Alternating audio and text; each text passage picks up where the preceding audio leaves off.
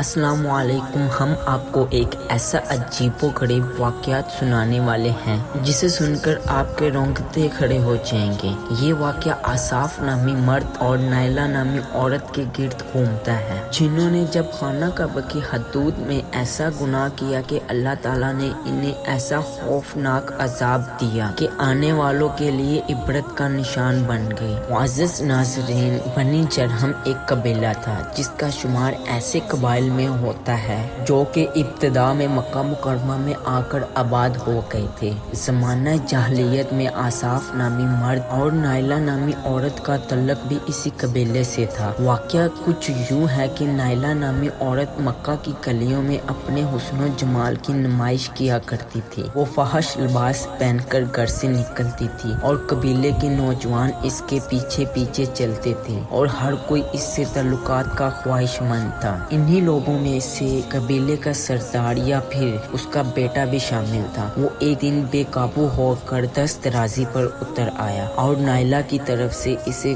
خوش آمدید کہا گیا۔ اب حالت یہ تھی کہ ان کو جہاں موقع ملتا اور جگہ ملتی، یہ اپنی خواہشات نفسانی کو عملی جامہ پہنانے کے لیے اپنا تن جامہ اتار دیا کرتے تھے۔ معزز ناظرین، ایک دن جب کعبہ میں لوگوں کی تعداد انتہائی کم تھی تو یہ دونوں لوگوں کی نظروں سے چھپ کر خانہ کعبہ میں داخل ہونے میں کامیاب ہو گئے تو اس تنہائی کے عالم میں گناہ کا ارتکاب کر بیٹھے۔ لیکن جیسے ہی انہوں نے اپنے فعل کا آغاز کیا تو اللہ تعالیٰ کی غیرت نے جوش مارا اور انہیں ایسے عذاب میں مبتلا کر دیا یہ رہتی دنیا تک کے لیے عبرت کا نشان بن گیا۔ ہوا کچھ یوں کہ جب وہ گناہ کا ارتکاب کر رہے تھے تو اللہ تعالیٰ نے انہیں اسی حالت میں رکھتے ہوئے پتھر کا بنا دیا۔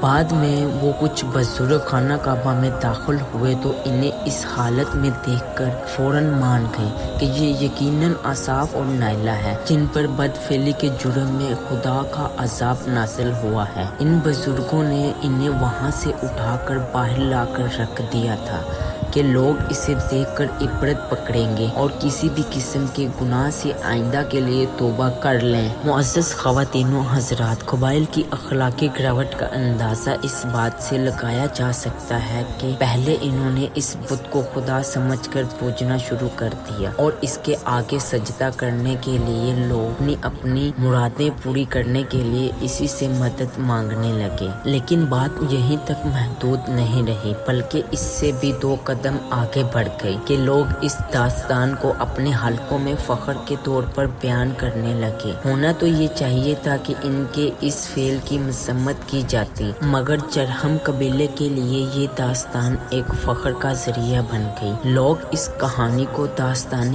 عشق سمجھنے لگے، آصاف اور جرم کو ایک رول ماڈل کے طور پر پیش کرنے لگے۔ دوستو، اسی تناظر میں اگر آج کے دور میں بات کی جائے تو یہی حالات نظر آتے ہیں، کیونکہ آج بھی اگر کسی کو کسی سنگین جرم میں سزا دی جائے تو لوگ اسے ہیرو کے طور پر سمجھتے ہیں اور اسے پوجنے سے بھی دریغ نہیں کرتے۔ آصاف اور نائلہ کے یہ بت آب زمزم کے سامنے نصب کیے تھے۔